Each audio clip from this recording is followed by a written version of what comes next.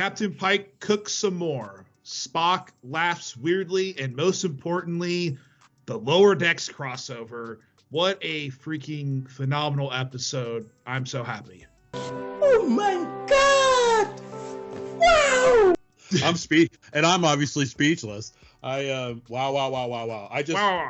I just literally watched the episode like minutes ago, and I am just, this is probably easily placed in one of my top 5 favorite episodes of all time.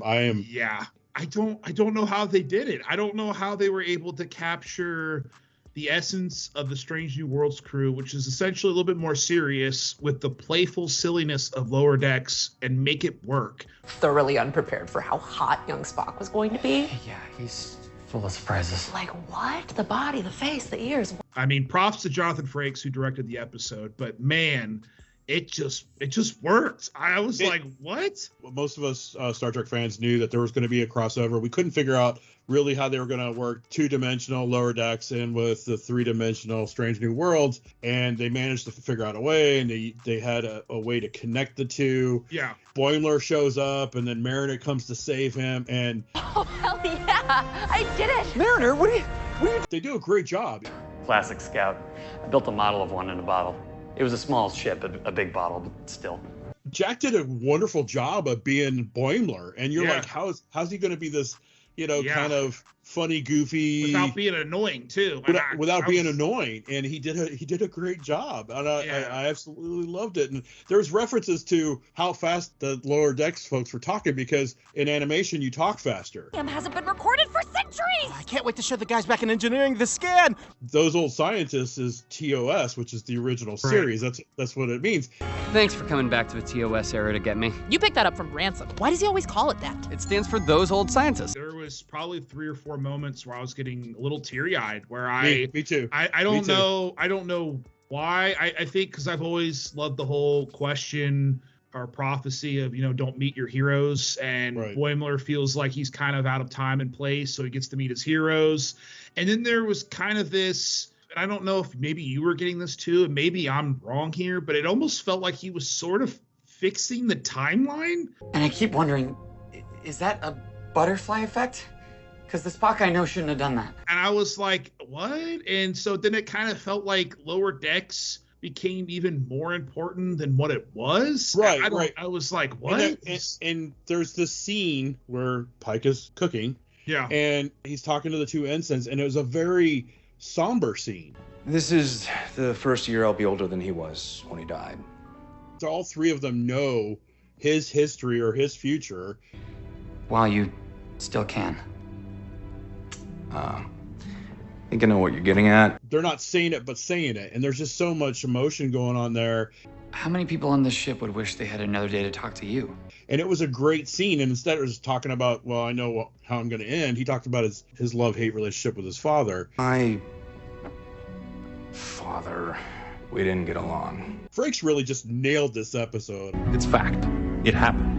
This one took place. Even using the whole Orion Syndicate, and then, they're actually not really bad guys. And, they did the whole thing. Well, that's racist. You can't do that. Right. They were actually good people, and Consider defensive in my time to assume all Orions are pirates. Did you notice, didn't the time portal look like a Stargate? It did a little bit, yeah. It even had the writings around it. Is it a Stargate? Like, was that a reference to Stargate? Because it looked dead on like a Stargate with the steps and the big old oval shaped thing to it. I mean, even going towards the end, the Lower Deck crew, Boimler and Mariner, are back in their little bunk area. Boimler pulls out, and there's a poster of Una that they talked about and made the reference why he was so kind of like a weird around her. But then here comes the XO walking through and says this. Oh, numero una, hottest first officer in Starfleet history. He's voiced by Jerry O'Connell, which is her real-life husband. Hottest first officer in Starfleet history. I was smiling the entire time, and there's tons of little things just to enjoy, and really was not a fan of Lower Decks, and then I grew to really appreciate it and eventually love it, and was so excited by this. The thought of assigning intelligence to chance struck me as ridiculous. Okay. They redid the opening credits. Yeah. Oh, yeah. in Lower Deck fashion. Even had the little nacelle sucker thing going to town. It looks incredible. It looks so good. Lower Deck's opening is incredible, and that I'm like, oh shit. I like it a lot. And then, of course, at the end, we've got the Strange New World characters, and they're in 2D. They're drawn in Lower Decks fashion. Interesting flavor.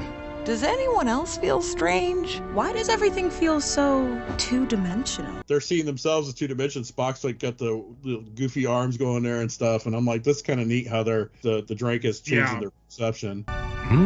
What the hell is in these things? I really liked that impact Boimler had, and I've always really enjoyed the Lower Decks aspect of Star Trek, and then to see how he had this effect on Spock, who is easily the most important character in all the Star Trek universe, and that he had basically almost a play on making Spock in a way probably become the Spock that we all know, was really fascinating. And then you do the whole thing like, oh, maybe Boimler was always supposed to do that. And so it kind of makes it really kind of interesting, does that whole like looper time thing. I never assumed that I would get to influence him forever anyway.